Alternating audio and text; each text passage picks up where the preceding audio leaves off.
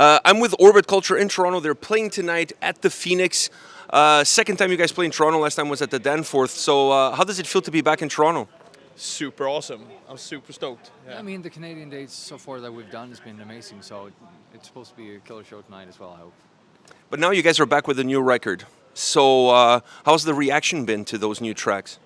I think it's been fucking overwhelming. Yeah. The support has been, Yeah. incredible. Since we released the album, we've been on the road ever since. So you barely have any time to like check out comments and stuff like that we usually do. But from what we've seen, people seem to really dig it. Yeah. You seem surprised. No, I think we're just relieved. Yeah, relieved. Well, yeah, you know. Yeah. The album is outstanding, so I don't understand the surprise there, because I felt like this record felt really like a record. Not to say that Niha wasn't a record, but it had strength in the individual songs. This album had that same strength, but then it had also strength across the collective. What changed in the process going from one album to the other? I think just growing up a bit, and especially I think the main thing was taking so much inspiration from actually being out, seeing how other bands sound and how they perform, and I think that found its way into the songwriting, definitely. Yeah, I guess so. Yeah. So you have new songs, and you have to put together a set list. How difficult is it becoming now to put together these set lists for these shows with every single album that you guys release and the singles being as big as they become? Yeah, I mean, we're still trying to figure that out. But obviously, we try to kind of go for the somewhat hits the most, that has the most streams. And obviously, we try to see what works live also. But this time around, we have a new album that's out. We have to do something to promote it the best way we can. That's why there's a lot of Descent songs on this. And then, like, at the same time, trying to keep it as dynamic as possible, like, for a good show, basically. So, yeah, I think we've got a pretty good set on this run.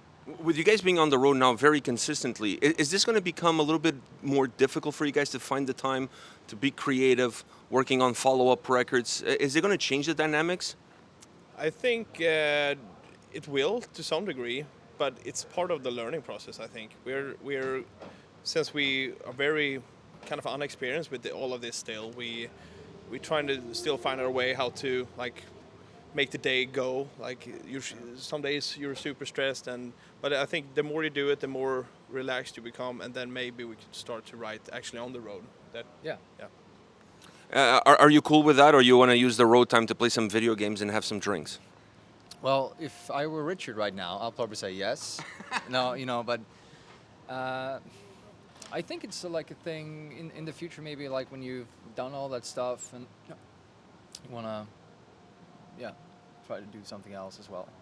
On my drive here, one of the songs from your latest record popped up on Sirius XM Liquid Metal, and I was like, man, these guys made it. Do you feel the success hitting Orbit Culture, considering that you guys are now being played on, I wouldn't call it mainstream radio, but like one of the biggest satellite radio stations in the world? I mean, Jose Mangin has, like, ever since Nija, the Nija release, he's been, super supportive. We met him a few times, and he's like always, if you have new stuff, fucking send it to me, man. I want to hear it. We actually played From the Inside.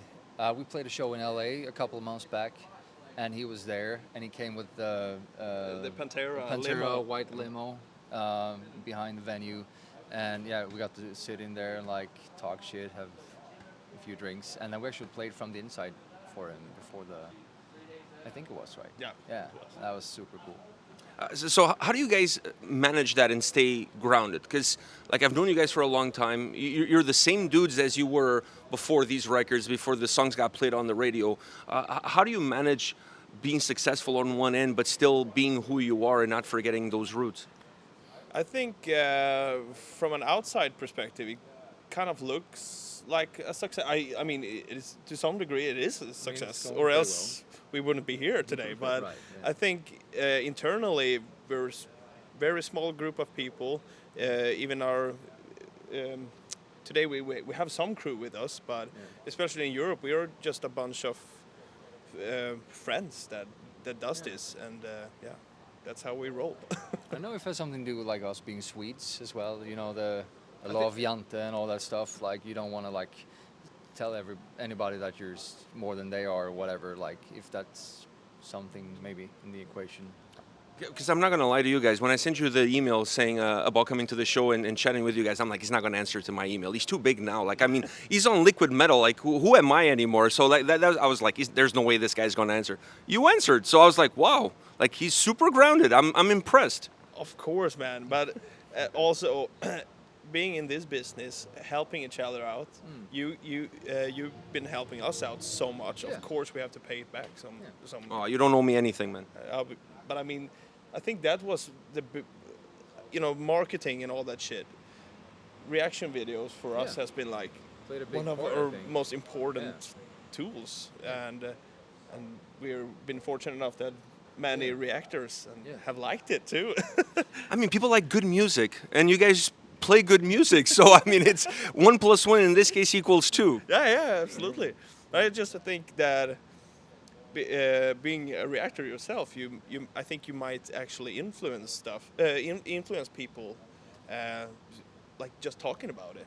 And that's it's fucking free marketing for us, so it's awesome. Hey, and my videos got monetized by Seek and Strike, so the label is making money off of my videos too, so it's all good. I'm not complaining, it's all good.